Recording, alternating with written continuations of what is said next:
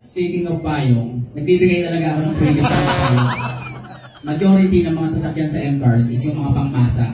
So, kompleto kami sa category mula hatchback, sedan, 7-seater, SUV, pickup, van, FB van. So, ang kagandahan dito, pag kumuha ng sasakyan yung mga kliyente sa M-Cars, hindi lang pang personal na luho hindi lang pang pamilya, hindi lang pang barkada, panghanap buhay pa.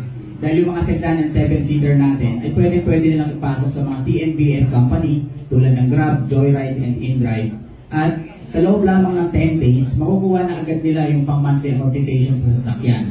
At yung nalalabing 20 days, kita na nila yun, dagdag na sa savings nila. At especially yung mga van and FB van natin, na pwede nilang ipasok sa mga Lalabog and Transportify. At pwede nilang i-partner sa mga travel and tours.